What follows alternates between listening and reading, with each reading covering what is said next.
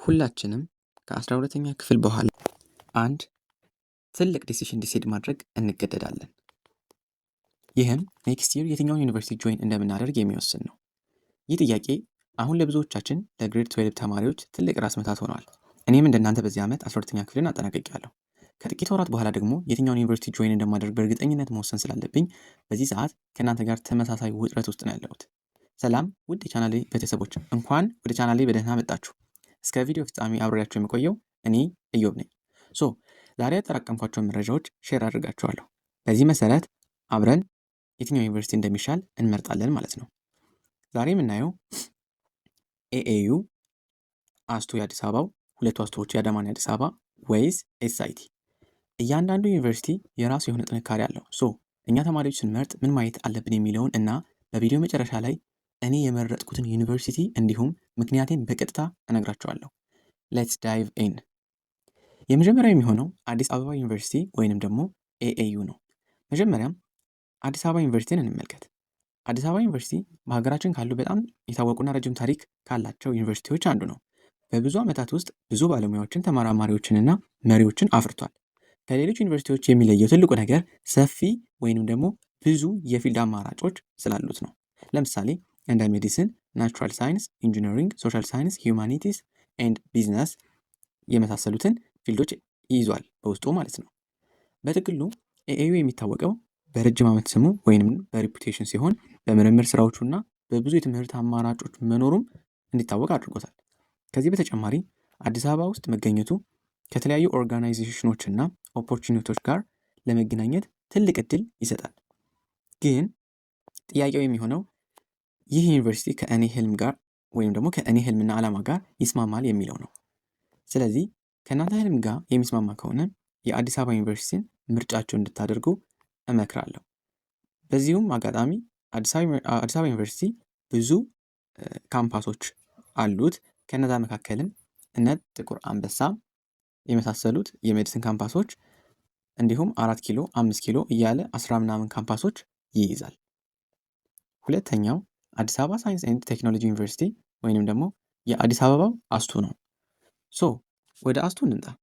ስሙ እንደሚያሳየው ይህ ዩኒቨርሲቲ በሳይንስ ቴክኖሎጂ ኤንድ ኢንጂነሪንግ ላይ ትኩረት ሰጥቶ የሚሰራ ነው።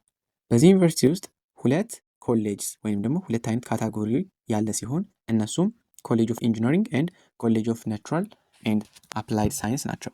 በኮሌጅ ኦፍ ኢንጂነሪንግ ውስጥ 9 ፕሮግራሞች አሉ። እንዘርዝራቸው አንድ በአንድ። አርኪቴክቸር፣ ኬሚካል ኢንጂነሪንግ፣ ሲቪል ኢንጂነሪንግ፣ ኤሌክትሪካል ኤንድ ኮምፒውተር ኢንጂነሪንግ፣ ኤሌክትሮሜካኒካል ኢንጂነሪንግ፣ ኤንቫይሮንመንታል ኢንጂነሪንግ፣ ሜካኒካል ኢንጂነሪንግ፣ ማይኒንግ ኢንጂነሪንግ፣ ሶፍትዌር ኢንጂነሪንግ። እነዚህ 9 ፕሮግራሞችን ያካትታል ማለት ነው ኮሌጅ ኦፍ ኢንጂነሪንግ። ሁለተኛው ኮሌጅ ኦፍ ናቹራል ኤንድ አፕላይድ ሳይንስ ነው። ይህ ደግሞ 4 ፕሮግራሞችን ይይዛል። እነሱም ባዮቴክኖሎጂ፣ ፉድ ሳይንስ ኤንድ አፕላይድ ኒውትሪሽን፣ ጂኦሎጂ፣ ኢንዱስትሪያል ኬሚስትሪ ናቸው ማለት ነው። እዚህ ላይ እንደ ግሬድ 12 ተማሪ አንድ ጠቃሚ ነገር መገንዘብ ይኖርብናል።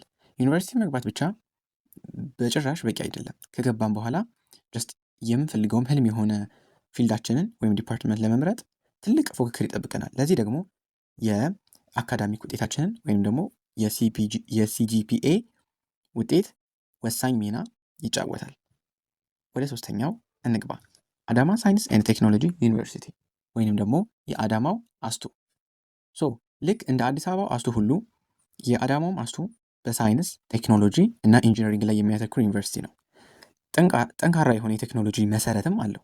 ለኢንጂነሪንግ፣ አፕላይድ ሳይንስ እና ለተለያዩ ቴክኖሎጂ ነክ ዘርፎች ከፍተኛ ፍላጎት ላላቸው ተማሪዎች በጣም ጥሩ አማራጭ ነው። እዚህም ቢሆን የትኛውን ዲፓርትመንት ለመያዝ ጠንክሮ መስራትና ጥሩ ሲጂፒኤ ማምጣት ግዴታ ነው ማለት ነው። ወደ አራተኛውና ወደ መጨረሻው ወደ ሆነው ወደ ሸገር ኢንስቲትዩት ኦፍ ቴክኖሎጂ እንግባ። ኤስአይቲ በሳይንስ ቴክኖሎጂ፣ ኢንጂነሪንግ ኤንድ ኢኖቬሽን ላይ ያተኮረ ቴክኖሎጂ ተኮር ኢንስቲትዩት ነው። እኔም ከኤስአይቲ አትራክት የሚያደርገኝ እንደ በግለሰብ እንደ ተማሪ ማለት ነው ጀስት ፊቸር ቴክኖሎጂ እና የኢኖቬሽን ኢንስቲትዩት መሆኑ ነው። የፊቸር ቴክኖሎጂ እንዲሁም የኢኖቬሽን ኢንስቲትዩት መሆኑ አትራክት ያደርገኛል። በቴክኖሎጂ በኢንጂነሪንግ እና ጀስት በፊቸር በሚመጡ የሳይንስ ዘርፎች ላይ ደግሞ በጣም ትልቅ ፍላጎት ስላለኝ ኤስአይቲን እንደ አንድ ጠንካራ አማራጭ እኔ እመለከተዋለሁ ማለት ነው። እስቲ በአጭሩ እናወዳድራቸው። ኤኤዩ በጣም ረጅም ታሪክ፣ በጣም ጠንካራ ስም እና በርካታ የትምህርት መስኮች ይይዛል። የአዲስ አበባ ውስጡ ቴክኖሎጂ፣ ኢንጂነሪንግ እና አፕላይድ ሳይንስ። የአዳማ ውስጡ ቴክኖሎጂ፣ ኢንጂነሪንግ ላይ ትኩረት ማድረጉ። ኤስአይቲ ወይም ደግሞ በቅርቡ እንትን የተደረገው ኢስታብሊሽ የተደረገው ተቋም ማለት ነው ቴክኖሎጂን መሰረት ያደረገ ትምህርት ፊውቸር ቴክኖሎጂ ልህቀትና የኢኖቬሽን ማዕከል መሆኑ ይለየዋል ማለት ነው። ሶ በት እዚህ ጋር አንድ ዩኒቨርሲቲ ብቻ ለሁሉም ሰው ምርጥ ነው ማለት ፈጽሞ አይቻልም።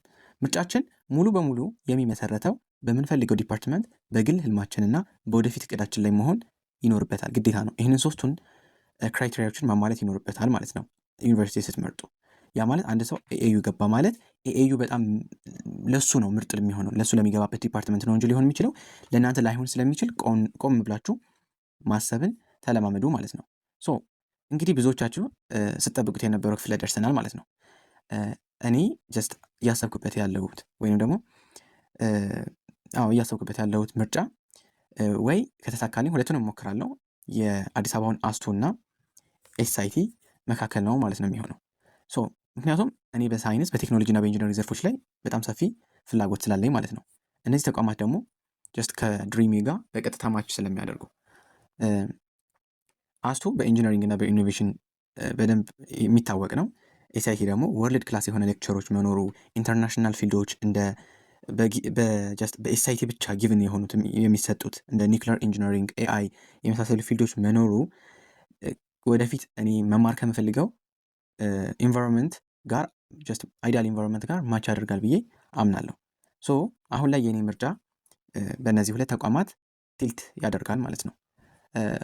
ሃውኤቨር ጀስት ይሄ የኔ ሀሳብና ምርጫ ብቻ ነው ማለት ነው። እናንተም የምትመርጡት ዩኒቨርሲቲ ከራሳችሁ ፍላጎት ከምትፈልጉት ዲፓርትመንት እና ከወደፊት እቅዳችሁ ወይም ደግሞ ፍሮም ዮር ፊውቸር ፕላን ጋር የሚስማማ መሆን አለበት። እንግዲህ እናንተ ብትሆኑ ኤኤዩ፣ አስቶ የአዳማው ወይስ ኤስአይቲ? ሀሳባችሁን በኮሜንት አሳውቁኝ። እስቲ አብረን እንወያይበት። እንደዚህ ያሉ ጠቃሚ ትምህርት መረጃዎችን እንድንወያይበት የምትፈልጉ ከሆነ ሰብስክራይብ ማድረግ አይርሱ። ቻው።